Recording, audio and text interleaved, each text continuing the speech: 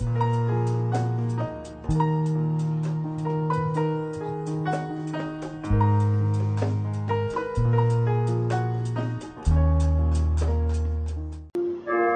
à tous, frères et sœurs, on vous salue dans le nom de Jésus-Christ, notre Seigneur et Sauveur.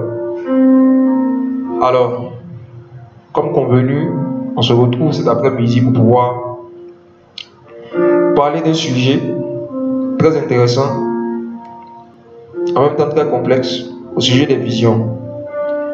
Ces dernières semaines, on a eu à recevoir beaucoup de questions à ce sujet-là, que ce soit par mail, par WhatsApp, et même ici à Abidjan, des frères et sœurs avec qui on a échangé, qui avaient des expériences qu'ils ne comprenaient pas, ou qui avaient l'impression qu'ils n'expérimentaient pas les expériences que le Seigneur Jésus a promis à ses disciples.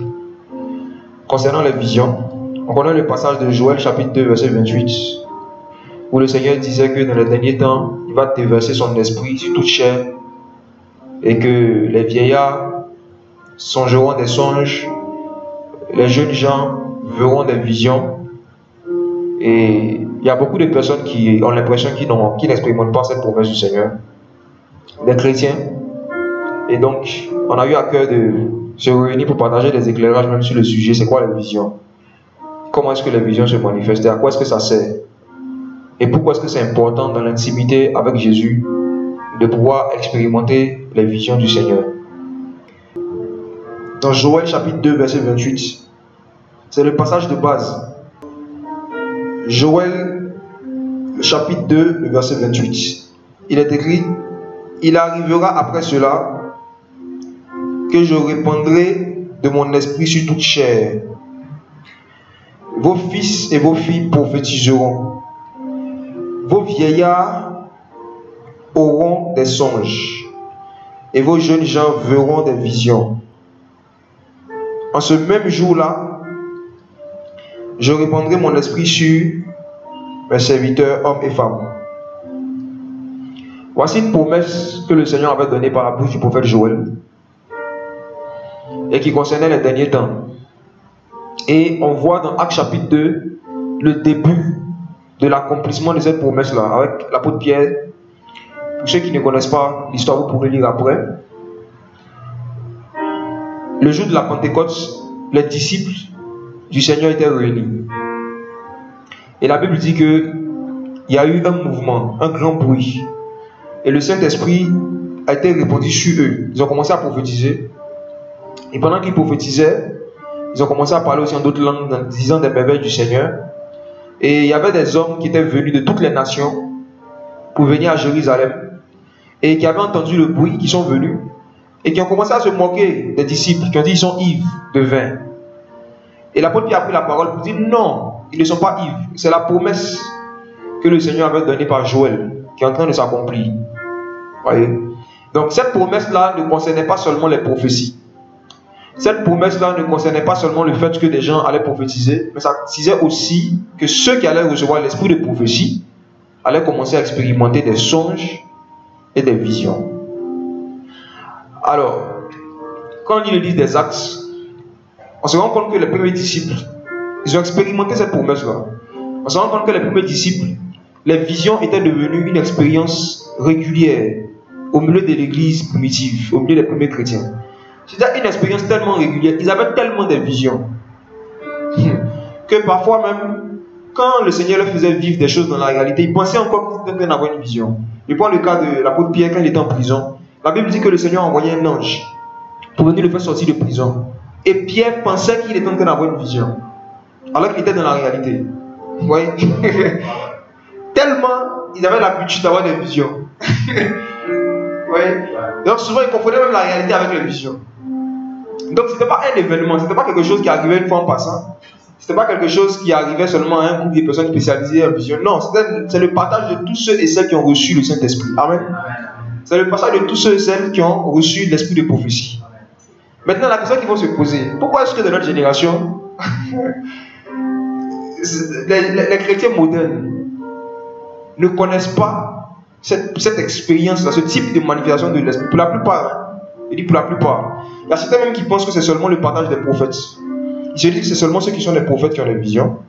Et les faux prophètes se basent sur l'ignorance des enfants du Seigneur concernant la promesse que Jésus leur a donnée, pour pouvoir leur faire croire que c'est à eux que Jésus a donné toutes les visions de la terre, et que s'ils veulent recevoir des visions divines, ils doivent passer par eux. Il y en a même aujourd'hui qui se font appeler voyants, n'est-ce pas? On les appelle les voyants. Et il faut croire aux gens en fait, qu'ils sont spécialisés dans le domaine des visions. Mais on va se rendre compte aujourd'hui, en regardant les Écritures, par contre les Écritures, que ce n'est pas vrai. Toi qui écoutes, si tu as le Saint-Esprit, c'est que tu as déjà eu des visions plusieurs fois. Mais peut-être que tu ne le sais pas. Parce qu'il est possible de recevoir une vision du Seigneur sans savoir qu'on a reçu une vision du Seigneur. Souvenez-vous de Samuel, quand il était jeune, dans 1 Samuel chapitre 3, quand il était encore enfant, dans les choses de Dieu, il était en train d'avoir une vision et il ne savait pas que c'était une vision. Il est allé vers Élie, il a entendu une voix qui l'appelait. Et il est allé vers Élie. Vous voyez? Donc c'est comme ça que tu peux être chrétien parce que tu es encore enfant, ignorant de certaines réalités spirituelles. Le Seigneur va te donner des visions et tu vas penser que c'est Élie qui t'appelle. Tu vois?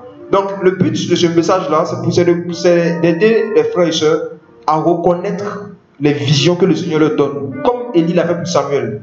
Élie n'a pas appris à Samuel à recevoir des visions. Élie n'a pas dit à Samuel, viens, je vais ouvrir tes yeux. Ça, c'est la sorcellerie. Mais ce qu'il a fait pour Samuel, il lui a dit, il lui a expliqué l'expérience qu'il est en train d'avoir. Il a dit, ce qui t'arrive là, c'est le Seigneur qui est en train de te parler. Et voici comment est-ce qu'on répond. Voici comment est-ce qu'on réagit. Voici comment est-ce qu'on se dispose quand Dieu veut commencer à nous donner une vision. Il dit, si la voix t'appelle encore, tu lui diras, parle, car ton serviteur t'écoute. Donc Élie a appris à Samuel comment réagir lorsqu'on reçoit une vision du Seigneur et comment reconnaître que le Seigneur est en train de nous donner une vision. Et vous allez voir, il y a une expression dans les textes hébraïques. Aujourd'hui, je vous dis les frères, ceux qui aiment la parole, on va se régaler. On va se régaler. Je vous dis, vous allez voir, il y a des expressions dans les textes hébraïques. Une expression qui me plaît en particulier par rapport aux visions, c'est une expression qu'ils appellent voix des visions. On va voir cette expression. On va voir ça dans la vie de Daniel, on va voir ça dans la vie des autres prophètes, Ézéchiel, Jérémie. Voix des visions. Parce que c'est possible de recevoir une vision et de ne pas la voir. Oui. C'est possible que le Seigneur te donne une vision et tu ne la vois pas. Donc, aujourd'hui, il y a un aspect de Jésus-Christ que j'aimerais présenter, de la divinité de Jésus, à travers ce message-là. C'est Jésus en tant que l'ophtalmologue. Jésus-Christ, l'ophtalmologue. Amen, amen. Le spécialiste des yeux. Le Dieu qui voit. Jésus-Christ, l'ophtalmologue. Et frères et sœurs, le Jésus que nous prêchons, ce n'est pas le Jésus de la religion. Le Jésus de la religion, c'est un Jésus qui ne voit pas. C'est une idole. Il y a une idole qu'on appelle Jésus. Et la particularité des idoles, comme le Seigneur le disait à ses prophètes, c'est qu'ils ne voient pas. Les idoles ne voient pas, ils n'entendent pas. Maintenant, il y a d'autres types d'idoles, d'autres esprits, d'autres démons qui, eux, ils voient tout sauf les choses qui sont salutaires. Il y a d'autres types de démons. L'esprit de Python, par exemple, c'est un esprit de voyance. Mais il voit quoi? Numéro de téléphone, numéro de compte en banque, qui est derrière ton problème, le nom de ton sorcier. Mais il ne peut pas voir des choses qui peuvent t'empêcher de rentrer dans le royaume des cieux. Comme par exemple le péché. Il ne peut pas voir des choses qui peuvent te faire périr. Comme par exemple l'ignorance. Le Seigneur a dit par un de ses prophètes que mon peuple périt par manque de connaissance. Donc lorsque le Seigneur donne des visions, il donne aussi souvent des visions sur le manque de connaissance des gens, pour ne pas qu'ils périssent. Le Seigneur peut révéler ton ignorance à un prophète. Le Seigneur peut révéler ton ignorance sur un point bien spécifique à un de ses serviteurs, pour ne pas que tu périsses. Mais vous allez voir que les faux prophètes, ou ceux qui travaillent avec l'esprit de Python, ils ont des visions sur tout, sauf sur des choses qui sont salutaires. Alors, parlons un peu de Jésus-Christ. Jésus l'ophtalmologue, le Dieu qui voit. Je vais faire une déclaration qui peut-être va étonner des personnes qui ne le savaient pas. Et puis ensuite, on va aller dans les Écritures pour vérifier cela. Jésus, le Dieu que nous servons, le Dieu que nous adorons, a 7 yeux. Nous qui sommes des êtres humains, on a 2 yeux. Physiquement, on a 2 yeux. On a les yeux physiques. Et spirituellement, on a 2 yeux. Mais le Dieu que nous adorons, il a 7 yeux. Il a 7 yeux. Jésus a 7 yeux. Et vous voyez, on ne peut pas parler des visions sans parler des yeux de celui-même qui donne la vision. On ne peut pas parler des visions sans parler des visions du Seigneur lui-même. Parce qu'il est le premier visionnaire. Amen. Dieu est le premier visionnaire. Et on va se rendre compte en lisant le livre de Genèse, chapitre 1. On y va. Genèse, chapitre 1. La première fois que dans nos Bibles, on nous parle d'un être qui est en train d'avoir une vision, c'est Dieu lui-même. La première fois dans nos Bibles, quand on parle de quelqu'un qui voit, c'est Dieu. N'est-ce pas? C'est dans Genèse chapitre 1, le verset 4. D'abord le verset 3, Dieu dit que la lumière apparaisse. Et la lumière apparut. Et au verset 4, Dieu vit que la lumière était bonne. Et Dieu sépara la lumière d'avec les ténèbres. Dieu vit. Le mot qui était traduit ici par voir, c'est Ra. En hébreu, vous pouvez vérifier cela. Ça veut dire Dieu, littéralement, ça fait Dieu a une vision. Dieu visionna. Littéralement. Les amis, permettez-moi de faire un peu un retour en arrière. Pour nous qui sommes des êtres humains, on a deux corps selon les Écritures. On a un corps physique et un corps spirituel, n'est-ce pas? Vous pouvez voir ça dans 1 Corinthiens, le chapitre 15. Il y a ce que Paul appelait l'homme intérieur et il y en a l'homme extérieur. L'homme extérieur, c'est notre corps physique. Et l'homme intérieur, c'est notre esprit. Et physiquement, pour pouvoir voir les réalités physiques, le Seigneur nous a donné 2 yeux. Et c'est avec ces 2 yeux-là que nous voyons les réalités physiques. Avec ces 2 yeux. Et pour pouvoir percevoir les réalités spirituelles, le Seigneur aussi a donné 2 yeux. Les yeux de l'esprit. Donc il y a les yeux du corps, les yeux physiques, et il y a les yeux de l'esprit. Les yeux du corps et les yeux de l'esprit. Les yeux du corps nous permettent de voir les choses physiques, de voir les réalités physiques. Et les yeux de l'esprit nous permettent de voir les réalités spirituelles. Et si vous lisez Éphésiens chapitre 1, vous verrez qu'à partir du verset 17 jusqu'en bas, l'apôtre Paul est en train de parler des prières qu'il faisait pour les chrétiens d'Éphèse. Et pour ces prières qu'il faisait pour eux, là, il est en train de leur dire comme ça que il prie que le Seigneur illumine les yeux de leur cœur, ou encore les yeux de leur esprit. Dans d'autres versions, ils ont écrit les yeux de votre intelligence. On va voir que c'est la même chose. C'est les yeux spirituels. Et l'apôtre Paul dit qu'il prie pour les chrétiens que le Seigneur illumine les yeux de leur esprit, que le Seigneur leur donne des visions. Vous voyez? Et sur quoi? Sur sa parole. Sur les choses spirituelles. Et on voit le premier type de vision qu'on voit dans Genèse chapitre 1, c'est les visions au sujet de la lumière. Suivez bien. Ce sont des visions qui concernent la lumière. Et la lumière dont on parle ici au verset 3, ce n'est pas la lumière du soleil. La lumière dont on parle ici au verset 3, c'est Christ. C'est Jésus. La lumière du soleil a été créée le 4e jour. Le soleil a été créé le 4e jour. Vous allez voir ça au verset 14. À partir du verset 14. Mais déjà, dès le premier jour, le Seigneur a demandé à ce qu'une lumière apparaisse. Et cette lumière, c'était Christ. Donc, en 2 termes, voici, regardez comment vous pouvez comprendre la scène. Dieu est là et il dit que mon fils apparaisse, que mon fils se manifeste. Et après que Dieu ait dit ça, Dieu regarde les manifestations, l'apparition de son fils et il voit que cela était bon. Vous voyez, quand un pécheur entend l'évangile, de qui est-ce qu'on lui parle? De Jésus. Et qui est Jésus? Jésus est la lumière du monde. Et c'est seulement ceux et celles qui voient cette lumière-là qui sortent des ténèbres. C'est seulement ceux qui entendent parler de Jésus-Christ, le Fils de Dieu. C'est eux qui sortent des ténèbres.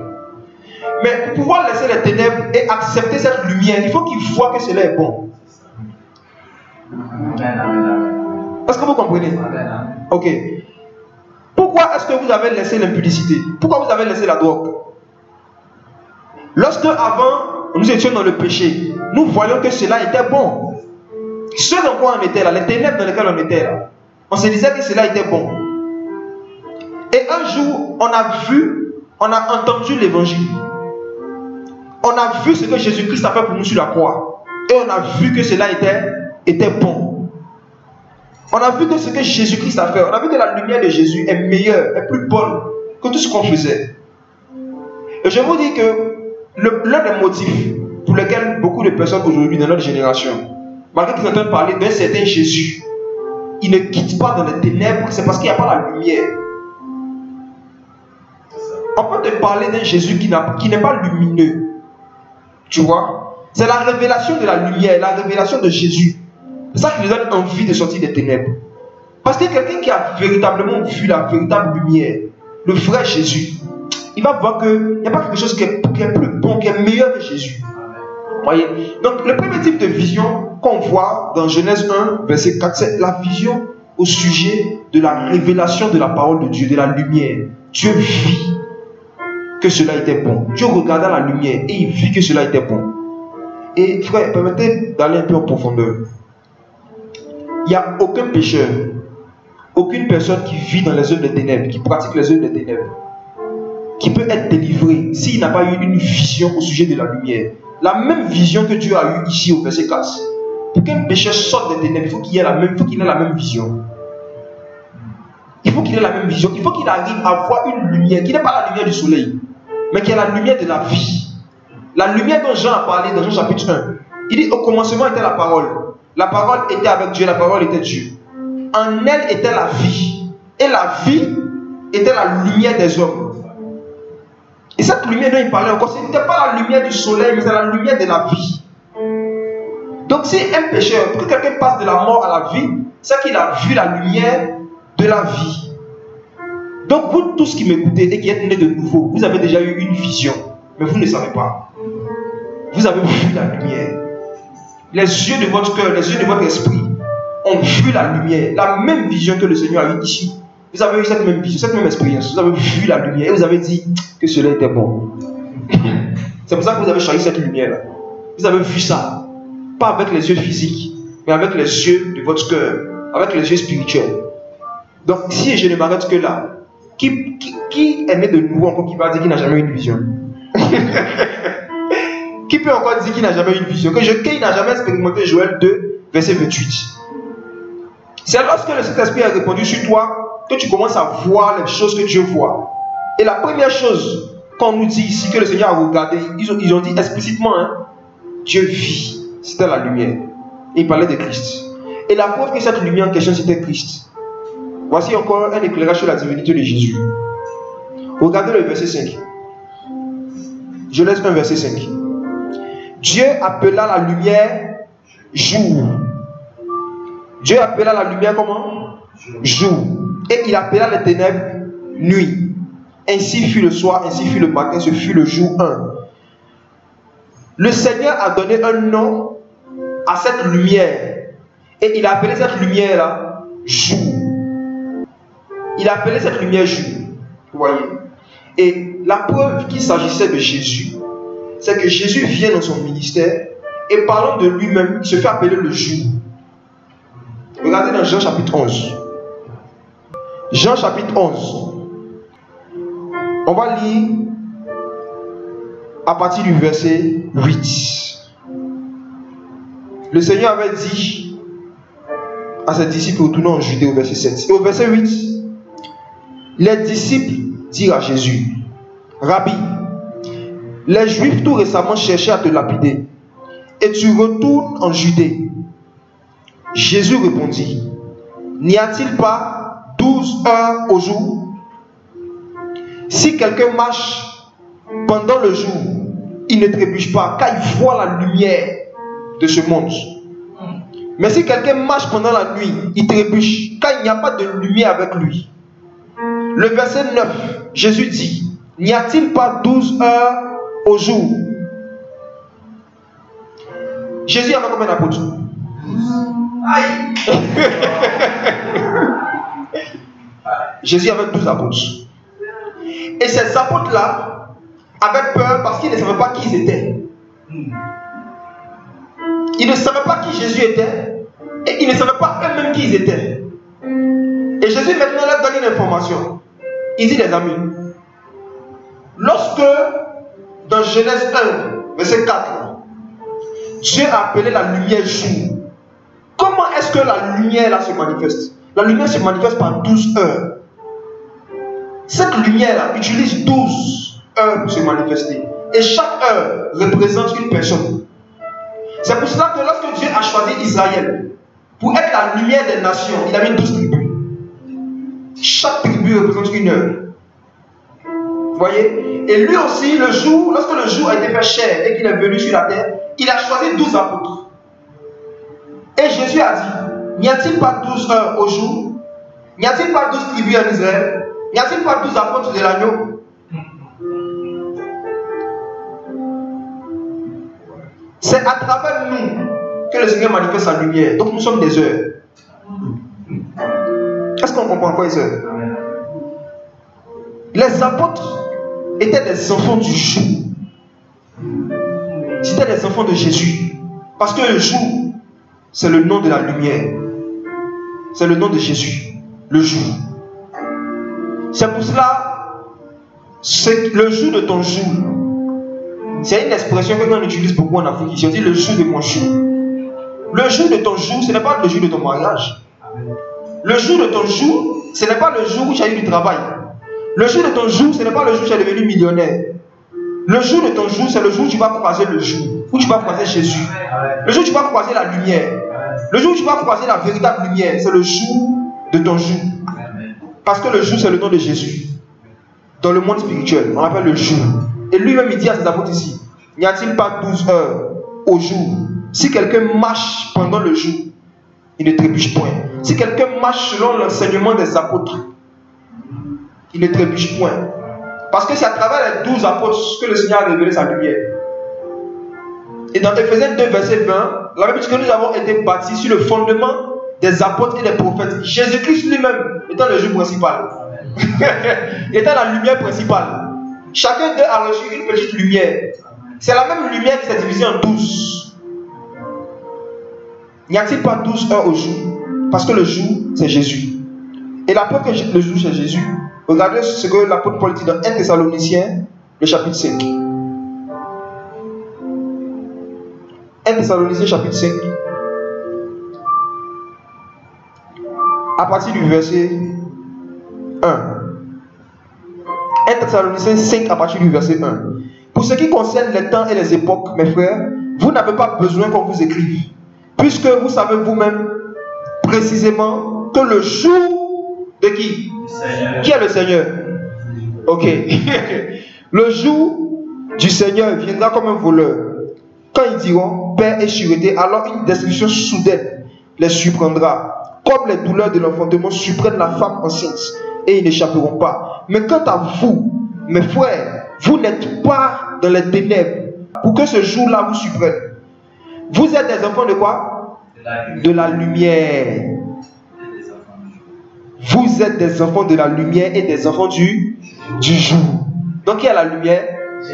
Et qui a le jour? Ok. Donc comment est-ce que tu peux dire que tu es un enfant du jour, tu es un enfant de la lumière, et que tu dis que tu n'as jamais eu de vision sur la lumière? Quand on parle de vision, il n'y a pas que c'est seulement donner le numéro de téléphone et puis donner le nom de ta grand-mère et puis des sorciers. La vision de la lumière, dans Genèse 1, verset 4, c'est le premier type de vision que Dieu donne à un pécheur. Dieu ouvre les yeux de ton esprit. Il ouvre tes yeux spirituels pour que tu vois le jour, pour que tu vois la lumière. Et quand tu le vois tel qu'il est, Jésus, tu dis cela est très bon. Voyez? Et frères et sœurs, vous qui avez des Bibles dans vos téléphones portables, dans vos smartphones et autres, faites un exercice simple. Tapez Dieu vit dans Genèse. Faites une recherche. Quand on fait la recherche, tapez Dieu vit dans Genèse. Et vous allez voir que cette expression-là a été utilisée 7 fois dans Genèse chapitre 1. 7 fois. À 7 reprises dans Genèse chapitre 1, on parle de Dieu vit. Dieu qui est en train de voir. Ça peut sembler anodin. Mais quand on va aller plus loin, vous allez voir que la Bible est un chef-d'œuvre. Et que toute l'écriture est inspirée de Dieu. Comme Paul l'avait dit à Timothée, toute l'écriture est inspirée de Dieu. Parce Parce que les 7 fois où c'est mentionné Dieu vit dans Genèse chapitre 1, ça parle des 7 yeux qui sont devant le trône. Et ces 7 yeux sont les 7 esprits de Dieu. C'est 7 manifestations des visions du Seigneur. 7 différents types de visions. 7 manières de voir différentes. Dieu vit. Dieu vit. Ça arrive à chaque fois dans Genèse 1. Je veux parler seulement du premier Dieu vit de la lumière. Je pense que ça on a fini avec déjà. Et puis maintenant de la dernière fois où c'est mentionné que Dieu vit. Donc on va regarder dans Genèse 1. Genèse chapitre 1, le verset 31. L'Écriture dit, Dieu vit tout ce qu'il avait fait, et voici, cela était très bon. Ainsi, il fut le soir, ainsi fut le matin, ce fut le 6e jour. C'est la dernière fois qu'on voit cette expression-là, dans Genèse chapitre 1. Et cette fois-ci, on voit le Seigneur qui est en train, encore qu'un esprit, Dieu est esprit, n'oublions pas. Donc on dit Dieu vit, ce n'est pas avec les yeux physiques, on parle d'une vision. La vision, c'est ce qu'un esprit voit. C'est ça qui est une vision. Quand on dit une vision, on parle de ce que l'esprit voit. Donc l'esprit de Dieu ici, il regarde et puis, on dit il vit que tout ce qu'il avait fait était très bon. Frère, Dieu est maintenant en train de regarder ses œuvres. Dieu est en train de regarder l'état, la qualité des œuvres que lui-même il a faites. Vous voyez? Et je vous dis, ceux qui n'ont pas le Saint-Esprit ne connaissent pas l'état ou la qualité de leurs œuvres. Pour pouvoir voir l'état de ton âme, pour pouvoir voir l'état de ton cœur, il faut que le Seigneur te donne une vision. Il faut que le Saint-Esprit ouvre tes yeux pour que tu vois si ce que tu as fait depuis que tu es petit jusqu'à aujourd'hui, c'est très bon. L'homme charnel, l'homme animal ne peut pas voir l'état de son âme. L'homme charnel, l'homme animal ne peut pas voir l'état de ses œuvres. C'est pour cela que quand on était païen, on péchait et puis on ne voyait pas le mal. Et nous on dit, je ne vois pas le mal, n'est-ce pas? Je ne vois pas le mal dans ce que je fais. Je ne vois pas le mal, tu vois. Mais nous qui avons reçu le Saint-Esprit, l'esprit de prophétie, le Seigneur nous avait promis qu'on aura des visions. Il a dit ceux qui vont recevoir son esprit, ils auront des songes et ils auront des visions. Donc c'est pour cela que lorsque tu reçois le Saint-Esprit, Dieu peut te donner des songes sur tes propres péchés. Il peut te donner des songes sur tes propres défauts. Il peut te donner des songes sur l'état de toi-même ta vie. Et des visions sur l'état de toi-même ta vie. Donc, un autre type de vision que le Saint-Esprit fait expérimenter à ceux qui le reçoivent, c'est la vision au sujet de tes œuvres. Et c'est la même vision que Dieu a eue ici. Dieu regarde ses œuvres et il dit que c'est très bon. Quelqu'un qui n'a pas le Saint-Esprit, il peut faire tout et n'importe quoi et puis il se dit que cela est bon. Il peut tuer quelqu'un et puis il dit que cela est très bon. Il peut insulter quelqu'un et puis il voit que cela est très bon. Il peut mentir, il peut voler et puis il va dire que cela est très bon. Pourquoi? Parce qu'il n'a pas la vision du Seigneur. Il n'a pas le Saint-Esprit. Sans le Saint-Esprit, aucun pécheur ne peut voir ses péchés. Aucun. Donc lorsque nous annonçons l'évangile à quelqu'un et que la personne voit que ce qu'il faisait depuis des années, qui ne lui disait rien, il voit que ses péchés, il vient d'avoir une vision. Ah oui. Lorsque tu commets un acte où tu ne voyais pas le mal, et après avoir écouté une prédication, tu vois le mal, c'est une vision. N'est-ce pas? Donc qui va dire qu'il n'a jamais eu de vision encore, vous qui nous écoutez? Si Dieu n'a jamais donné une vision, si le Seigneur n'a pas donné une vision, tu ne peux même pas te repentir. C'est parce que le Seigneur te fait voir que ce que tu as fait n'est pas très bon. C'est pour ça que tu peux te repentir. Donc c'est une faculté que seul le Saint-Esprit a. C'est pour ça les démons. Hein. Ouais, pourquoi les démons ils font des bêtises et puis ça veut dire parce qu'ils ne voient pas. Ils n'ont pas la vision du Saint-Esprit. Quand ils regardent ce qu'ils ont fait là, ils ne voient pas que cela est très mauvais. Ils ne voient pas le mal dans ce qu'ils font. Donc ils peuvent rester dans le mal toute leur vie. Mais quand tu reçois le Saint-Esprit, quand tu expérimentes la promesse de Joël 2:28, de plus en plus, ce Seigneur te donne des visions sur tes défauts. Ce Seigneur te donne des visions sur tes péchés. Ce Seigneur te donne des visions sur toi-même, l'état de ton âme. Et la preuve que c'est vrai, regardez l'expérience d'Ésaïe. Ésaïe a vécu la même chose dans Ésaïe chapitre 6. Ésaïe chapitre 6 à partir du verset 1. L'année de la mort du roi Osias, je vis le Seigneur, assis sur un trône haut et élevé, et les pans de sa robe remplissaient le temple. Les séraphins se tenaient au-dessus de lui, chacun d'eux avait 6 ailes, 2 dont il se couvrait la face, 2 dont il se couvrait les pieds, et 2 dont il se servait pour voler. Et ils criaient l'un à l'autre et disaient: Saint, Saint, Saint est le Seigneur des armées, toute la terre est pleine de sa gloire.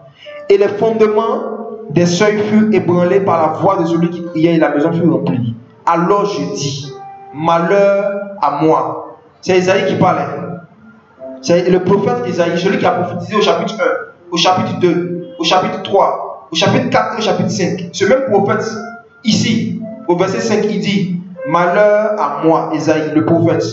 Je suis perdu, car je suis un homme dont les lèvres sont impures. J'habite au milieu d'un peuple dont les lèvres sont impures. Et mes yeux ont vu.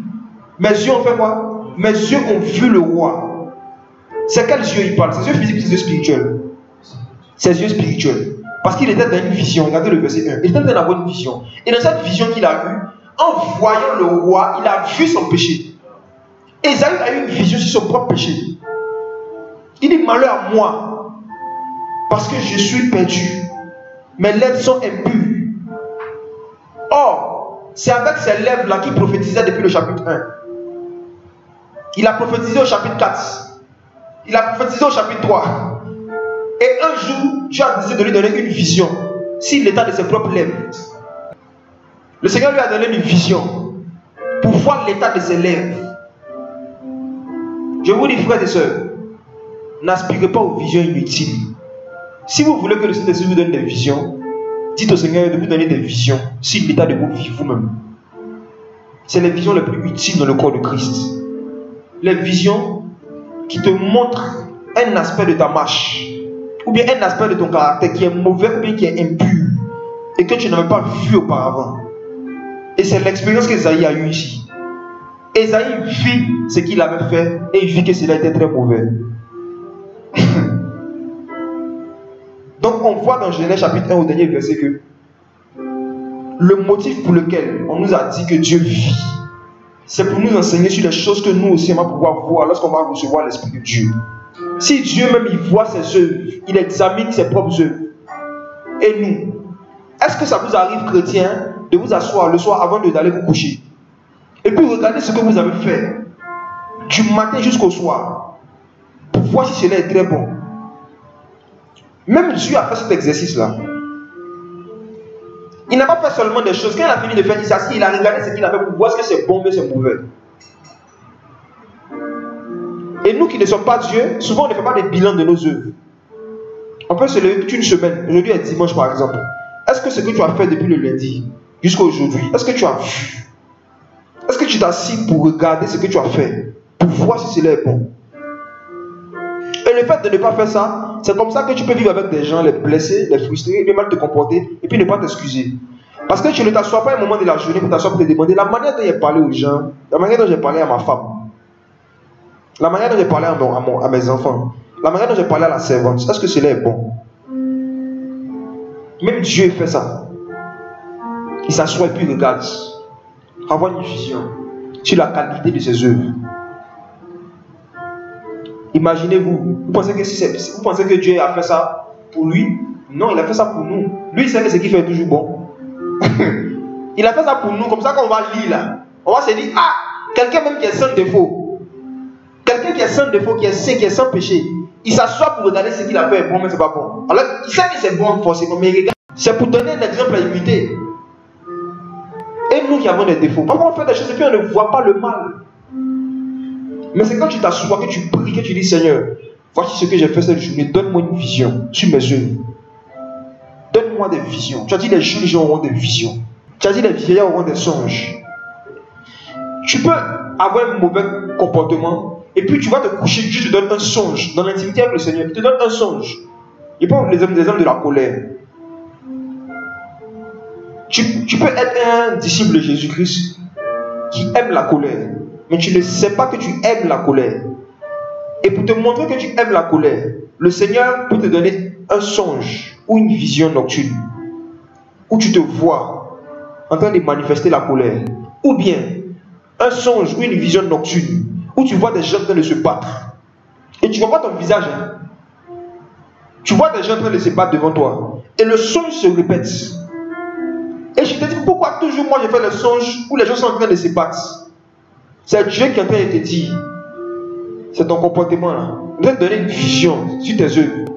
Voici ce que tu risques de faire un jour si tu ne renonces pas à l'amour de la colère.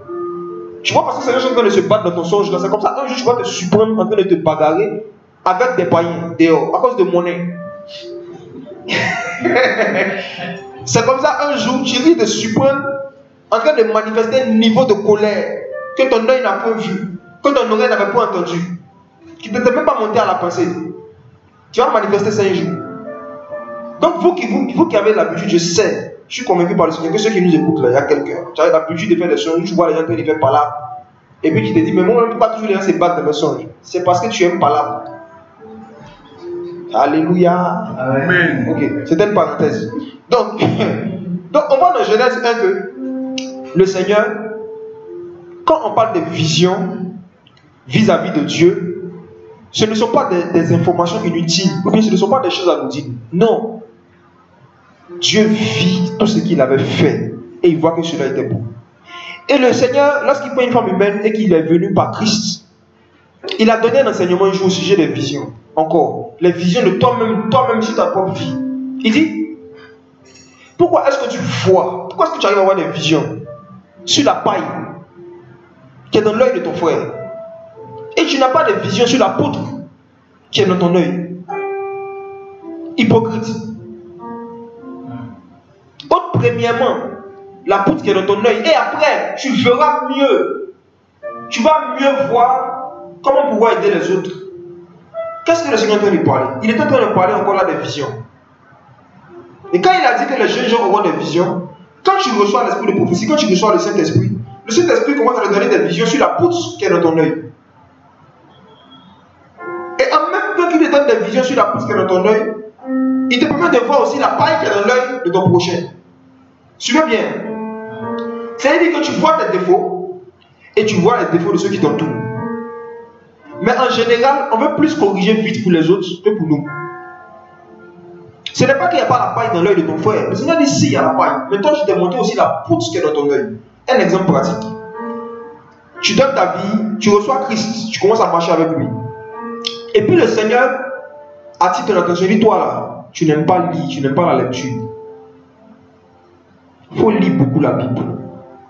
Le Seigneur te révèle la poutre qui est dans ton œil. Tu vois, non? Il te dit, toi qui n'aimes pas la lecture, il faut lire les Écritures, tu dois lire ma parole. Tu dis, Seigneur, c'est vraiment, je le connais, ça c'est un de mes défauts, c'est la poutre. En même temps, ce même Seigneur, dans ta maison, tu vis avec quelqu'un, et puis tu vois que celle-là, elle n'aime pas prier. Tu vois bien? Tu remarques quelqu'un que tu connais, tu dis, la personne n'aime pas la prière. Elle n'aime pas prier. Et toujours tu es sur son dos. Faut prier, faut prier, faut prier. Entre toi-même là. Ton désintérêt pour la lecture là, tu n'as pas encore corrigé cela. Mais tu peux corriger le manque d'amour de prière chez quelqu'un d'autre. Tu vois? Et ça, le Seigneur appelle l'hypocrisie. Il dit, pourquoi est-ce que tu arrives à avoir des visions sur la paille qui est dans l'œil des autres et tu ne vois pas la poutre qui est dans ton œil? Or, le Saint-Esprit te donne la capacité de voir la poutre qui est dans ton œil. Si tu n'as pas le Saint-Esprit, tu ne peux pas voir la poutre qui est dans ton œil. Tu ne peux pas. De la même manière qu'avec les yeux physiques que nous avons sur notre corps, tu ne peux pas voir ton dos, n'est-ce pas? Est-ce qu'un homme peut voir son dos? Tu ne peux pas voir ton dos. Tu ne peux pas voir ton dos. Si tu dois regarder ton dos, tu as besoin d'un miroir. Donc, c'est pareil, tu ne peux pas voir tes péchés, tu ne peux pas voir tes défauts. Tu as besoin du Saint-Esprit. Si tu dois voir tes défauts et tes péchés, tu as besoin du Saint-Esprit. C'est pour ça que lorsque le Saint-Esprit vient, il te convainc en ce qui concerne le péché. Il te donne une vision sur l'état de ton âme, sur l'état de tes œuvres. Et le Seigneur veut qu'on soit plus prompt à travailler sur nos propres péchés et nos propres défauts que sur ceux des autres. C'est ce que le Seigneur attend de nous, c'est ce qu'il a dit à ses disciples. Donc, frères et sœurs, voici les différents types de visions qu'on vient de voir. La vision de la lumière, en Genèse 1. Et puis on voit aussi la vision par rapport aux œuvres. Tu vois? Qui peut dire qu'il est né de nouveau, qui n'a jamais eu de vision à ce stade, avec ces explications? Voilà. Donc, vous qui avez murmuré contre le Seigneur, répondez-vous. Vous avez dit, Seigneur, vraiment, moi, il ne reçoit jamais de vision. Vraiment, parce que, pourquoi est-ce que tu te dis que tu ne reçois jamais de vision? Parce que la manière dont la religion et l'esprit de Python a présenté ce qu'elle appelle vision, les gens pensent qu'il faut que tu sois là, j'ai éveillé, et puis il y a un écran qui t'apparaît, et puis il y a des informations précises et correctes qui viennent sur la vie des gens. C'est ça seulement on appelle vision. Donc du coup, quand tu ne reçois pas ça, et que même Dieu te montre d'autres types de visions, tu continues de murmurer comme Dieu pour dire Seigneur, moi j'ai jamais eu de vision. Mais c'est pas vrai. Tu ne peux pas avoir l'esprit de prophétie. Tu ne peux pas avoir l'esprit de Jésus, de celui qui a 7 yeux, et puis tu n'as jamais reçu de vision. Permettez-moi, frères et sœurs, maintenant de rentrer dans ce dont j'avais parlé au début. Jésus l'ophtalmologue. On va lire une prophétie de Zacharie concernant la venue de Christ, la venue de Jésus. Dans Zacharie, le chapitre 3, à partir du verset 8.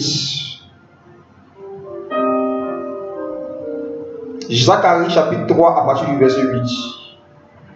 Écoute maintenant, Josué, grand prêtre, toi et tes compagnons qui sont assis devant toi, car ce sont des hommes qui serviront de signe. Ce sont des hommes qui serviront de signe. Certainement, voici, je ferai venir mon serviteur, le germe. Car voici, quant à la pierre que j'ai mise devant Josué, sur cette pierre, qui n'est qu'une, il y a 7 yeux. Et voici, je graverai moi-même ce qui doit y être gravé, dit le Seigneur des armées, et je jeterai en un jour l'iniquité du pays. Zacharie parle ici de la venue de quelqu'un qu'il appelait le germe. Et qui parlait de Jésus-Christ. Et il a dit aussi que ce germe-là est une pierre, la pierre angulaire, comme on le sait. Et sur cette pierre, il y a combien d'œils? 7 yeux. Il parlait de Christ. Pourquoi est-ce qu'il est important de connaître Jésus en tant que l'ophtalmologue? Pourquoi est-ce qu'il est important de connaître Jésus-Christ en tant que le Dieu qui a 7 yeux? Parce que nous qui sommes ses disciples, nous sommes appelés à devenir comme lui, n'est-ce pas? Chrétiens, qu'est-ce que ça veut dire? Comme Christ. Mais si tu ne sais pas comment Christ est, tu ne sais pas comment est-ce que tu seras. Le Seigneur a dit qu'un serviteur, un disciple n'est pas plus grand que son maître. Mais tout disciple accompli sera comme son maître. Et comment est-ce que le maître est? Ce n'est pas comme son maître physiquement. Ce n'est pas pour dire que tout disciple accompli va avoir la même taille que lui, va se coiffer comme lui. On n'a même pas vu physiquement. On est en train de parler encore de Jésus-Christ en tant qu'esprit. Et en tant qu'un esprit, il a 7 yeux. Et Jésus-Christ lui-même, il est une pierre qui a 7 yeux. Et il nous dit, par la bouche de l'apôtre Pierre, que nous tous, nous sommes des pierres vivantes. N'est-ce pas? Ok. Il dit, nous tous, qui avons reçu le Saint-Esprit, nous sommes aussi des pierres vivantes. Et l'apôtre Paul nous dit dans 1 Corinthiens 15 que tel que le premier Adam était, nous étions. Et tel que le dernier Adam est, nous serons, spirituellement parlant. On est comme des pierres aussi. Lui, il est la pierre principale, mais nous aussi, nous sommes des pierres, n'est-ce pas? Et la pierre principale a 7 yeux. Est-ce que vous pensez que vous pouvez recevoir cette pierre dans votre vie et ne jamais recevoir de vision? Ce n'est pas possible. Est-ce que vous pensez que vous pouvez recevoir un esprit qui a 7 yeux, un Jésus, un agneau qui a 7 yeux, et il ne va jamais vous faire expérimenter ce que lui voit, vous faire voir les choses que lui voit? Ce n'est pas possible. Mais on va regarder le même Zacharie encore. Dans Zacharie chapitre 4, il nous dit qu'est-ce que ces 7 yeux font. À partir du verset 9. Zacharie 4, à partir du verset 9. Je lis. Les mains de Zorobabel ont fondé cette maison, et ses mains l'achèveront, et tu sauras que le Seigneur des armées m'a envoyé vers vous. Car qui est-ce qui a méprisé le jour des faibles commencements? Ils se réjouiront en voyant la pierre de niveau dans la main de Zorobabel. Car ces 7 sont les yeux de Yahweh qui parcourent la terre. Il dit ces 7 yeux, quand il avait parlé au chapitre précédent, ce sont les yeux du Seigneur. Est-ce qu'on comprend? Ce sont les yeux du Seigneur, de Yahweh, de Jésus. Ce sont ces yeux qui parcourent toute la terre. C'est pour cela qu'il n'y a pas quelque chose que Jésus ne sait pas et qu'il ne peut pas savoir. Parce que ses yeux parcourent la terre. Frères et sœurs, l'une des différences entre nos yeux à nous et les yeux de Jésus, c'est que nos yeux à nous sont plantés sur nous. Mais les yeux de Jésus se promènent. Et l'une des différences entre les yeux de Jésus et nos yeux, c'est que si nous devons voir quelque chose, il faut absolument que tout notre corps se déplace. Mais lui, il peut voir quelque chose sans se déplacer. Parce que ses yeux parcourent la terre. Il peut être assis sur son trône et envoyer ses yeux en mission. Et on va voir dans la parole. C'est pas des histoires. On va voir ça dans les Écritures. Comme Jean le dit dans 1 Jean, chapitre 1, nous parlons des choses que nous avons vues et entendues. On n'a pas seulement entendu ce dont on parle, on a vu aussi et expérimenté cela. C'est de ça qu'on parle. Les yeux du Seigneur se déplacent, sont quelque part. Et tu ne sais pas que Dieu te regarde. Pourquoi? Parce que tu ne sens pas sa présence. Et c'est normal, c'est pas déplacé forcément. Il a envoyé ses yeux seulement.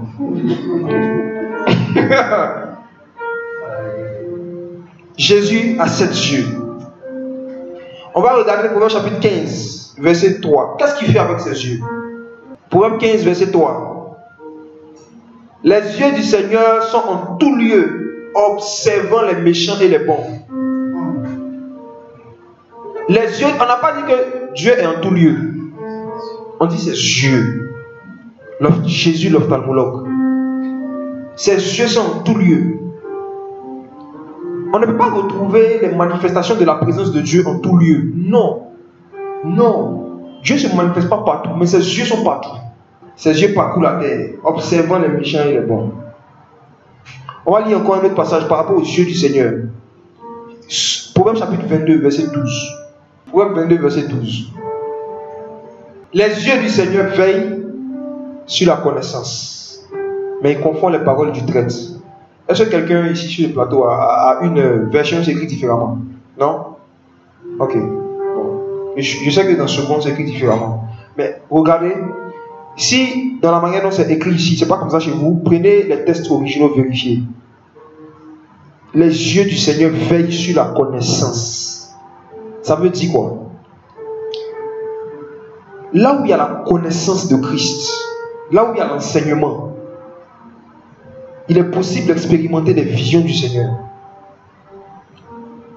Les yeux du Seigneur sont là où il y a sa connaissance aussi. Et il veille sur sa connaissance. Quand la Bible dit que le Seigneur veille sur sa parole pour l'accomplir, il veille comment? Avec ses yeux. Ça veut dire que toute personne qui reçoit la connaissance du Seigneur, si la connaissance de Dieu est en toi, tu reçois la parole de Dieu, les yeux de Dieu sont sur toi automatiquement. Lorsque tu reçois Christ, les yeux du Seigneur viennent se mettre sur toi. Parce que le Seigneur veille sur sa connaissance. Là où il y a sa connaissance, il veille. Donc toute personne née de nouveau, si vous êtes né de nouveau, vous avez reçu vraiment le Saint-Esprit. Sachez que les yeux du Seigneur sont sur vous. Donc même si tu es en train de prier, vous savez, il y a certains chrétiens souvent qui sont en train de prier et puis ils ont l'impression que quelqu'un les regarde. Mais c'est normal.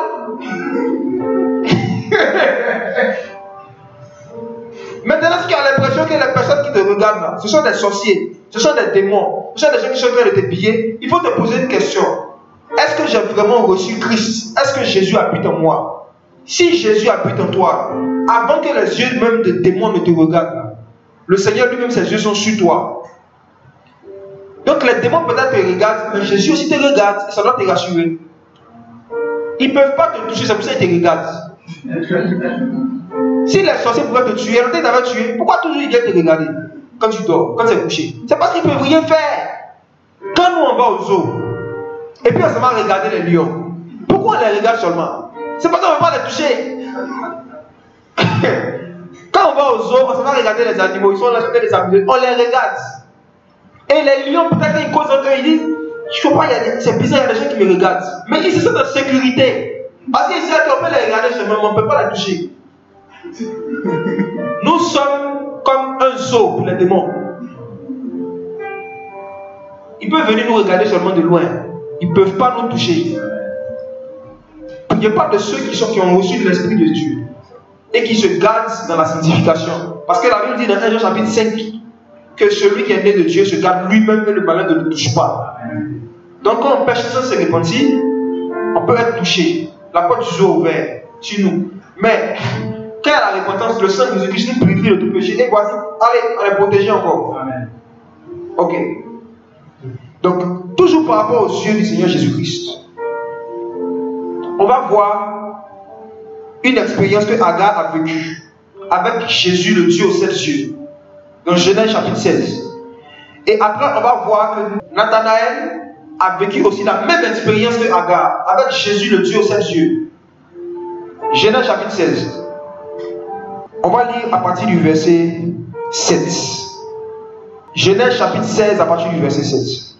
L'ange du Seigneur la trouva près d'une fontaine d'eau dans le désert, près de la fontaine qui est sur le chemin de Shur. Et il lui dit: Agar, servante de Sarai, d'où viens-tu? Où vas-tu? Elle répondit: je m'enfuis de la présence de Sarai, ma maîtresse. Et l'ange du Seigneur lui dit: retourne vers ta maîtresse et humilie-toi sous sa main. Et l'ange du Seigneur lui dit: je multiplierai ta postérité, elle sera si nombreuse qu'on ne pourra la compter. L'ange du Seigneur lui dit aussi: voici, tu as conçu, tu enfanteras un fils que tu appelleras Ismaël, car Yahweh a entendu ton affliction. Et ce sera un homme farouche comme un âne sauvage. Sa main sera contre tous, et la main de tous contre lui. Il habitera en face de tous ses frères. Alors Agar appela Ata El-Roi: tu es le Dieu qui me voit, le nom du Seigneur qui lui avait parlé. Et elle dit: n'ai-je pas vu ici celui-même qui me voyait?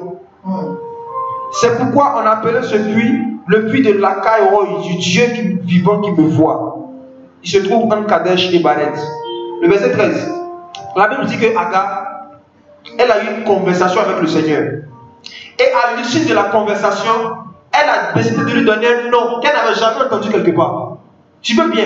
Vous savez, chacun de nous, on approche Christ, on invoque Christ en fonction de l'expérience qu'on a eue avec lui. Et c'est comme ça que dans les années ça fonctionnait. Les gens avaient une expérience avec le Seigneur, et c'est suite à cela qu'il lui donnait un nom. Et son nom, ce n'était pas un mot fixe, mais son nom, c'est un caractère qui manifeste. Et c'est en fonction du caractère qu'il t'a manifesté que tu l'invoques. Et elle, il venait de lui manifester un caractère qu'elle ne connaissait pas. Le Dieu qui me voit. Elle dit: c'est ici que moi j'ai vu celui qui me voyait. Donc il y a deux visions ici. Tu vois bien. Je souffrais. Je parle comme si j'étais Agar. Je souffrais. Je me disais qu'il n'y a personne qui voyait mes souffrances. Je passais par des moments difficiles. J'ai été rejeté. Je n'ai jamais dragué Abraham. Moi, j'étais là. Un matin, les sa femmes sont venues me trouver. C'est eux-mêmes qui sont venus me prendre pour dire: ah, on a besoin de tes services. Je leur ai un service pour me dire merci. Je suis là comme ça un matin. Les mêmes à qui j'ai rendu service, je n'ai rien fait. Je n'ai jamais volé là-bas, rien. Et puis on me chasse. Et je me suis dit: est-ce qu'il y a quelqu'un qui me voit? Est-ce qu'il y a quelqu'un qui voit ma souffrance? Est-ce qu'il y a quelqu'un qui voit ma douleur? Agar n'a pas nommé le Seigneur le Dieu qui me voit parce qu'il lui a dit son numéro de téléphone. Non. Elle n'a pas appelé le Seigneur le Ata El-Roi parce que, je ne sais pas, il lui a dit son avenir. Non. Il y avait des injustices et des souffrances qu'elle avait vécues. Et elle n'avait eu personne pour la défendre. Qu'est-ce qui s'est passé? Et elle se disait qu'il n'y a personne qui voyait ce par quoi elle est passée. Et c'est le cas de beaucoup de chrétiens aujourd'hui. C'est le cas de beaucoup de personnes. Ils passent par des séries de problèmes, par des séries de souffrances, des séries d'humiliations. Et ils se demandent: est-ce qu'il y a quelqu'un qui me voit? Est-ce qu'il y a quelqu'un qui voit ce par quoi je passe? Est-ce qu'il y a quelqu'un qui voit ce que je suis en train de souffrir? Et Agar était là, et le Seigneur a commencé à se réveiller et il a béni. Pourquoi est-ce qu'elle a surnommé le Seigneur Ata El-Roi? Bien aimé, Jésus s'appelle Ata El-Roi. C'est l'un de ses noms. Le Dieu qui me voit. Elle dit: c'est ici que moi j'ai vu celui qui me voyait. Donc c'est quand elle a rencontré Christ, qu'elle a su qu'il y a longtemps qu'il la voyait. Mais ce n'est pas parce qu'il n'intervient pas qu'il ne te voit pas. Alléluia. Amen. Ce n'est pas parce que le Seigneur ne parle pas que ça veut dire qu'il ne voit pas. J'ai vécu une expérience il y a quelques temps, un an, 2 ans. Mon fils, quand il est né, on devait le circoncire. la circoncision, c'est pas la circoncision des juifs là, non. Nous, ici en Afrique, on fait ça à cause de la propreté, pour des raisons hygiéniques, pas pour des raisons bibliques. Donc, il y a un frère qui a appris quelqu'un qui est venu faire ça à la maison. Et quand ils ont commencé à couper son prépuce, la manière dont le petit était en train de crier et de souffrir, je n'avais jamais vu cela.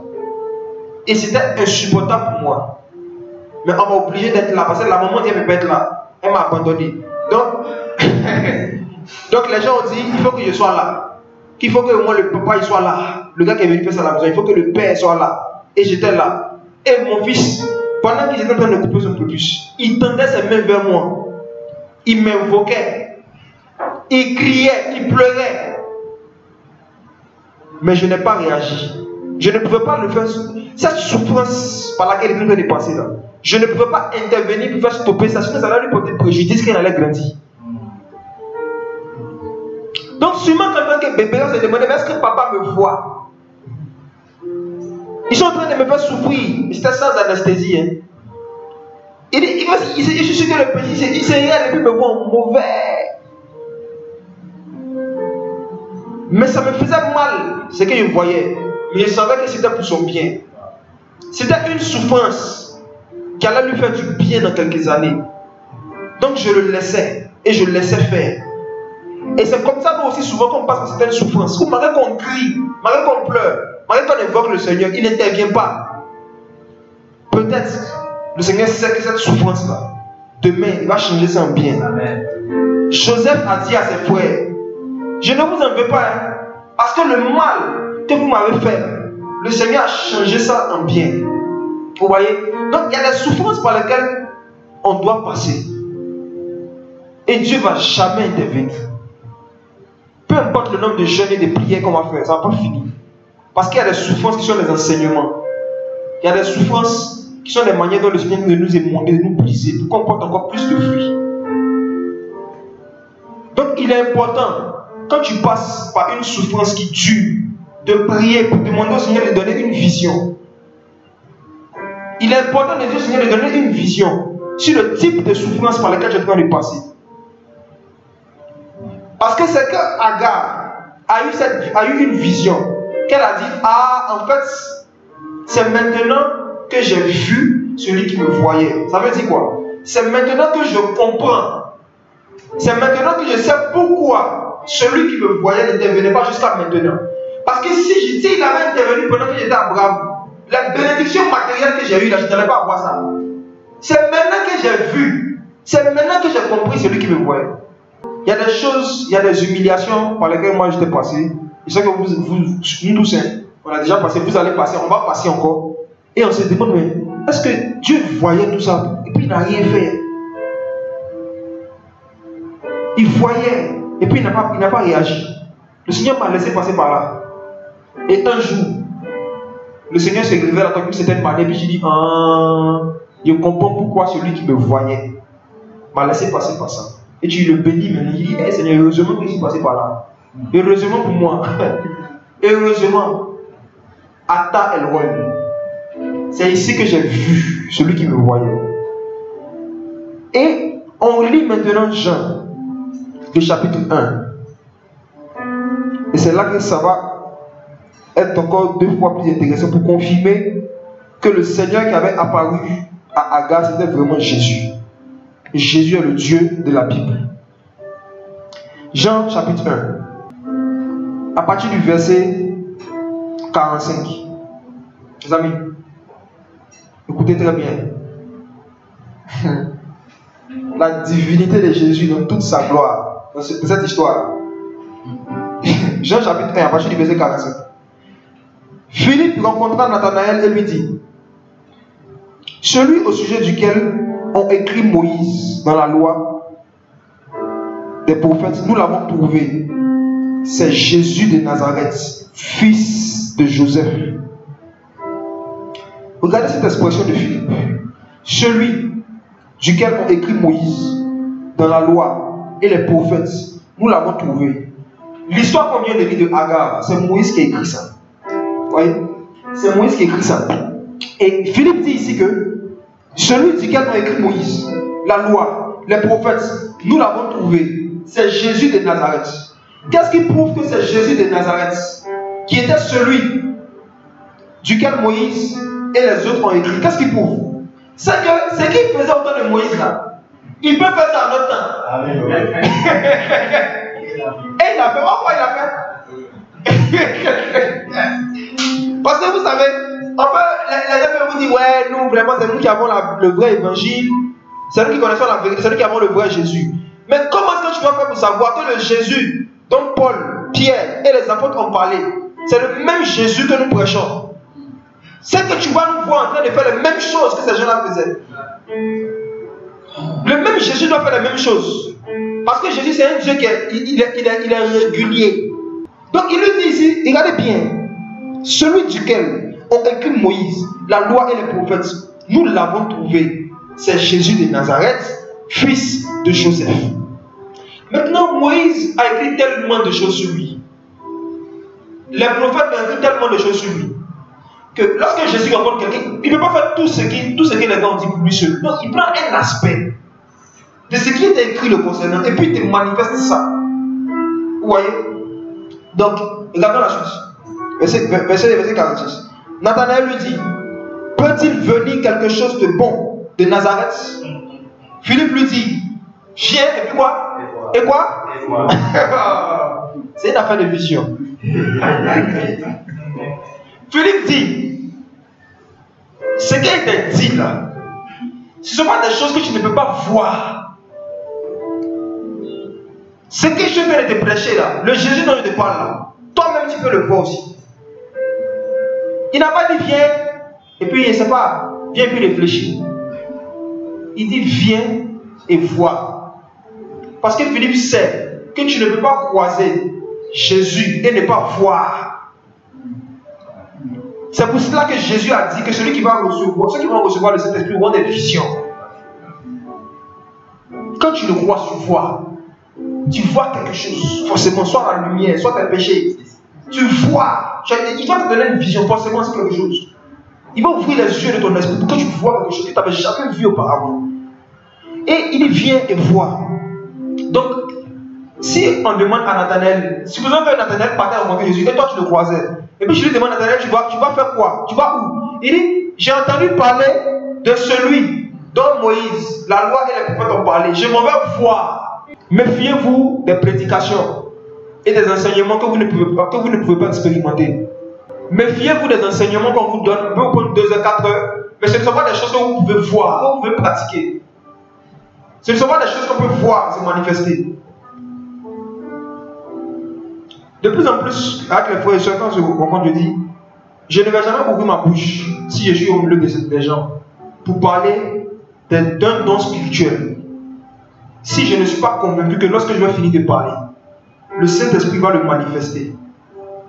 Parce que le royaume des cieux ne consiste pas en discours. Je ne peux pas venir prêcher sur un don spirituel que les gens ne pourront pas voir.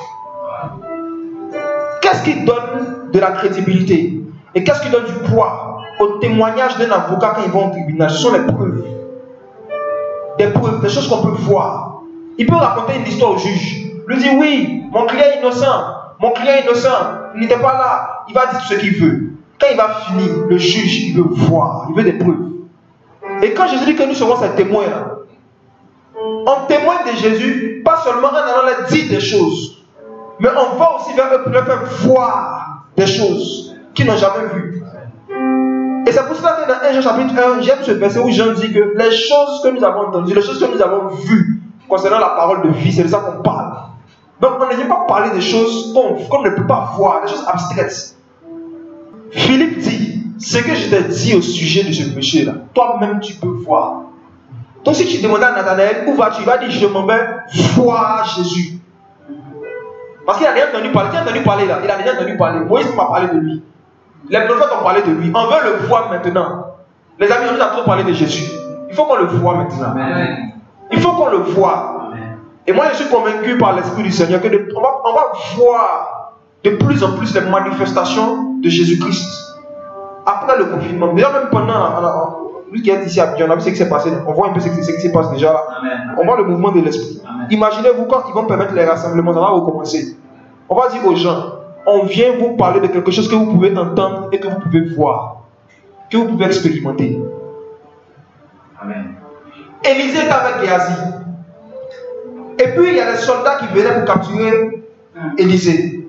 Et Géasi a commencé à paniquer. Pourquoi est-ce que Géasi paniquait? Géasi paniquait parce qu'il ne voyait pas ce qu'Élisée voyait. Et Élisée lui a dit, reste calme. Parce que ceux qui sont avec nous sont plus nombreux que ceux qui sont contre nous. Mais Élisée savait que le fait de dire ça seulement à Géasi, ce n'est pas ça qui va lui donner la foi. Ce n'est pas ça seulement qui va l'aider à croire. Il y en a qui croient seulement par rapport à ce qu'ils entendent. Heureux, bénis sont ceux qui ont cru sans avoir vu. Mais il y a d'autres qui sont comme Thomas. Et Jésus n'est pas comme eux aussi. Voilà. Il y a d'autres qui sont comme Thomas.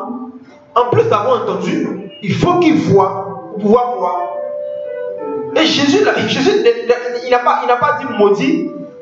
Sont ceux qui ont cru après avoir vu. Non. Ce n'est pas bien, ce que Jésus veut, le perfectionnisme, c'est que tu crois sans avoir vu. Mais Jésus, parce qu'il sait qu'il y a des gens, ils ne peuvent pas croire tant qu'ils n'ont pas vu. C'est pour ça qu'il nous a donné les manifestations de sa puissance. Donc Élisée dit à Géasi, tu sais, ceux qui sont avec nous là, ils sont plus nombreux que ceux qui sont comme nous. On va faire un truc. Il dit, Seigneur, ouvre ses yeux, afin qu'il voie. Ouvre ses yeux. Et la Bible dit que le Seigneur a ouvert les yeux de Géasi. Et Géasi a vu que la montagne sur laquelle ils étaient était pleine de chars de feu autour d'Élisée. Même pas autour de lui, Géasi. Réalisez bien le passage. Vous allez voir. On dit que quand Dieu a ouvert les yeux de Géasi, il a vu ce qui est autour d'Élisée. Parce qu'après, on a compris pourquoi il n'y avait rien autour de Géasi. C'était un voleur. L'ange du Seigneur campe autour de ceux qui le craignent. Même un voleur a une vision. Et toi? N'ayez pas peur des sorciers et des démons si vous êtes sûr d'avoir reçu le Saint-Esprit. Parce que lorsque vous recevez le Saint-Esprit, le Saint-Esprit ne vient pas seul. C'est l'esprit du roi des rois. Un roi ne se déplace pas seul. Les anges du Seigneur sont avec vous. Et ceux qui sont avec vous sont plus nombreux que ceux qui sont contre vous. C'est une équation qui est vraie jusqu'à aujourd'hui. Souvent, le nombre de tes ennemis te donne une idée du nombre d'anges qui t'entourent. Quand tu comprends ça, c'est-à-dire quand tu vois que tes adversaires deviennent beaucoup là, waouh! C'est que tu sais que vraiment, la main du ciel, c'est que les muscles autour de toi. Parce que ceux qui sont avec nous sont plus nombreux que ceux qui sont contre nous. Donc ceux qui sont contre nous, ils sont 100. Oh, merci, tu veux qu'il y ait ceux qui sont avec nous. J'imagine combien ils sont. Nathanaël vient et voit. Verset 47. Jésus aperçut Nathanaël venir à lui. Et il dit de lui, voici vraiment un Israélite dans lequel il n'y a pas de tromperie, ou encore il n'y a pas de fraude. Nathanaël venait dans l'intention de voir Jésus. Et avant même qu'il arrive, Jésus a déjà commencé à voir l'état de son âme. Parce que Jésus a 7 yeux. Et Jésus va lui dire qu'il a 7 yeux. Il va lui faire comprendre ça tout à l'heure. Que ses yeux parcourent la terre. Il le regarde et dit, waouh, voici quelqu'un qui n'y a pas de faute. Et puis regardons la réponse. Verset 48. Nathanaël lui dit, tu me connais où? Hey! C'est la question qui a déclenché la manifestation de Ata Elroy. Parce que jusque-là, il a donné une vision seulement sur l'état de son âme. Mais comme il a vu que le gars doute de qui il est, il va aller plus loin. Nathanaël, toi, tu me connais où? Comment tu peux me dire que tu peux me regarder et dire qu'il n'y a pas de tromperie en moi? Que je ne suis pas hypocrite? Que je suis quelqu'un qui est vrai? Il n'a pas dit qu'il est sans péché. Il est en train de dire que c'est quelqu'un qui a un bon cœur. Toi, tu me connais où? Tu me connais où? Jésus va lui dire oui, il le connaît. Verset 48. Jésus répondit et lui dit, avant que Philippe t'appelle, quand tu étais sous le figuier, je t'ai vu. Jésus, Ata Elroy. Il dit, c'est pas lorsque Philippe t'a envoyé ici qu'il a commencé à te voir. Avant même que Philippe n'aille te parler de moi, il te regardait déjà. C'est parce que je te regardais que Philippe t'a appelé. C'est parce que je t'ai vu que lorsque Philippe m'a vu, il était en contact avec l'esprit de vision. Donc il a commencé lui aussi à aller appeler tous ceux que Jésus voit. Vous savez, ne nous vantons jamais d'être ceux par qui le Seigneur est passé pour envoyer quelqu'un à lui. Il y en a qui disent, c'est moi qui t'ai converti.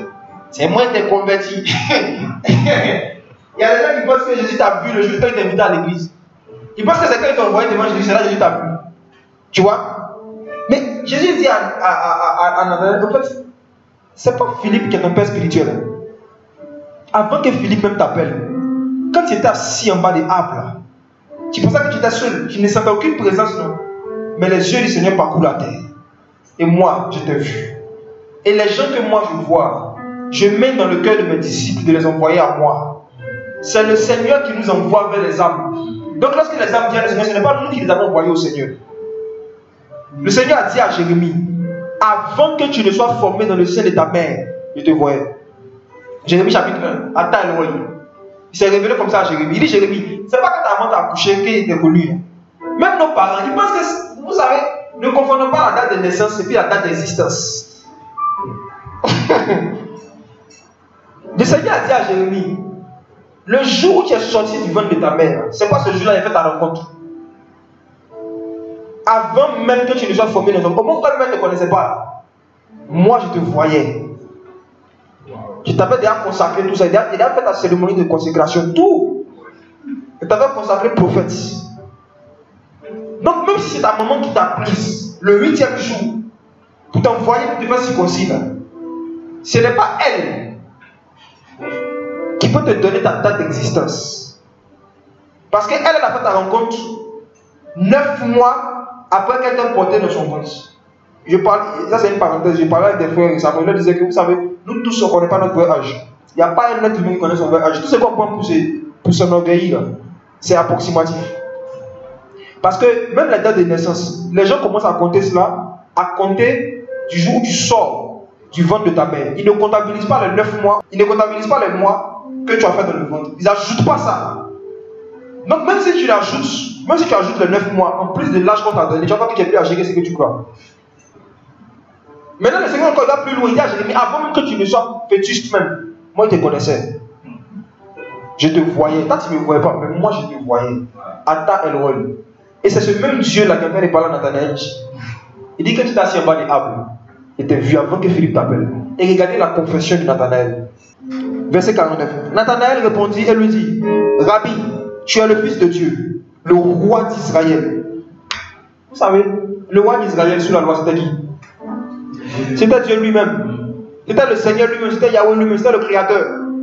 Nathanaël a reconnu qu'il était en face du Créateur lorsqu'il a expérimenté ses yeux. Lorsqu'il a expérimenté les 7 yeux de Jésus, il dit, ouais, tu es le roi d'Israël. Et la réponse de Jésus, verset 50, Jésus répondit et dit, parce que je t'ai dit que je t'ai vu sous le figuier, tu crois. Il dit, parce que je t'ai donné vision au sujet de ta localisation géographique. Juste à cause de ça, c'est pour cela que toi tu crois. En tout cas, ça c'est le niveau de vision le plus bas. Ça même esprit de Python peut te donner ça, Nathanaël. Esprit de Python, il donne ça. Il voit quelqu'un, actuellement ici dans ton village, il est assis sous un arbre. Ils font ça aussi. Donc ce n'est pas ça qui fait la particularité de Jésus. Parce que ces gens-là, ils imitent l'esprit de prophétie. Ils imitent Jésus. Mais il y a quelque chose qu'ils ne peuvent pas imiter. Il y a un type de vision qu'ils ne peuvent pas donner à l'homme. Et c'est ça que Jésus va parler dans la suite du verset. Le Seigneur dit, parce que je t'ai dit seulement, je t'ai vu sous le figuier, tu crois? Tu feras des choses plus grandes encore. Donc le fait de voir où quelqu'un est assis, quelle couleur il a porté, ce n'est pas des choses grandes. Sa vision, ça la même les sorciers, ça. Maintenant regardons verset 51. Il lui dit aussi, en vérité, je vous le dis. Là, il ne parle pas à Nathanaël, il parle à nous tous, pas des heures. Il parle à tous ses disciples. Il dit, vous verrez le ciel ouvert et les anges de Dieu monter et descendre sur le Fils de l'homme. Jésus, en leur disant ça, il est en train de parler d'un autre type de vision. Il dit, vous verrez, vous allez avoir une vision. Parce que les anges de Dieu, lorsqu'ils montent et descendent, ce n'est pas avec les yeux physiques qu'on le voit. Vous allez avoir une vision, vous serez conscient d'un mouvement angélique qui se fait. Comment? À travers Jésus, à travers le nom de Jésus, à travers le Fils de l'homme. Parce qu'il est l'échelle de Jacob. Cette vision que Jacob a eue, où Jacob a dit qu'il a vu des anges de Dieu qui montaient et descendaient sur la terre, et que le Seigneur était en haut de l'échelle. Jacob a eu cette vision-là en étant endormi, dans son sommeil. C'était un songe. Mais le Seigneur dit à ses disciples, vous allez avoir la même expérience que Jacob, mais éveillé. Jacob, il a vu des miracles en songe. Il y a plein de chrétiens comme ça. Et tous les miracles qu'ils ont vus dans leur vie, c'était dans leur songe. Jacob a expérimenté le mouvement de l'esprit en songe. Et Jésus dit à ses disciples que vous là, vous allez voir c'est le Fils de l'homme. Et ils ont vu, lisez la suite de Jean. À la fin du livre de Jean, Jean dit que les miracles que Jésus a fait, les œuvres qu'il a faites, s'il voulait écrire dans un livre, tous les livres du monde n'allaient pas pouvoir contenir.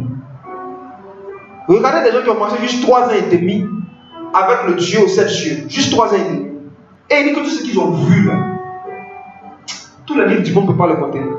Maintenant, quand tu marches à Jésus, ça fait 10 ans. Puis ça fait 15 ans, fait un peu un bilan.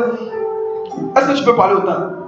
Plus on connaît ce que Jésus est et ce que Jésus fait, et plus on sait ce que nous pouvons nous aussi expérimenter en tant que ses disciples. Vous voyez? Maintenant, on va dans l'Apocalypse pour terminer avec Jésus. Apocalypse 5 à partir du verset 5. Apocalypse chapitre 5 à partir du verset 5. L'un des anciens me dit, ne pleure pas. Voici le lion qui vient de la tribu de Juda, de la racine de David a vaincu, pour ouvrir le livre et pour en rompre les sceaux. Alors, il dit, je regardais. J'ai dit quoi? Je regardais. Actuellement, où j'ai en train de parler, pour ceux qui ne savent pas, il était déjà dans une vision. Le Seigneur l'avait déjà transporté en esprit. Il était déjà au ciel. Maintenant, malgré qu'il est au ciel, il a dans une vision. Il s'est disposé, il s'est concentré pour bien voir la vision que Dieu voulait lui montrer. Et je vais finir avec ce point-là et je vais venir maintenant sur les différents types de visions. Et comment est-ce qu'on peut reconnaître les visions que Dieu nous donne dans l'intimité avec le Seigneur? Jean dit, je regardais. Parce qu'il peut arriver que le Seigneur te parle d'un songe et tu es distrait. Parfois, tu peux être même tellement distrait que même en songe, tu es distrait. Le Seigneur vient de parler que tu ne regardes pas. Même en songe, oui. Il peut arriver que même étant éveillé, le Seigneur est en train de te donner une vision et tu ne vois pas la vision que le Seigneur te donne. Donc, comme je disais au début, il y a une expression qui revenait très souvent dans la livre des prophètes, c'est voir une vision. On va voir ça tout à l'heure. On peut ne pas voir une vision. Ce n'est pas pour dire que tu n'as pas reçu la vision. Le Seigneur te donne des visions, mais tu ne vois pas. Et c'est ces gens-là parfois qui disent que j'ai fait un songe et puis j'ai oublié. On va venir dessus tout à l'heure. C'est ça que dans la question, ça va venir. Le Seigneur peut te faire voir quelque chose et puis tu ne vois pas, tu oublies.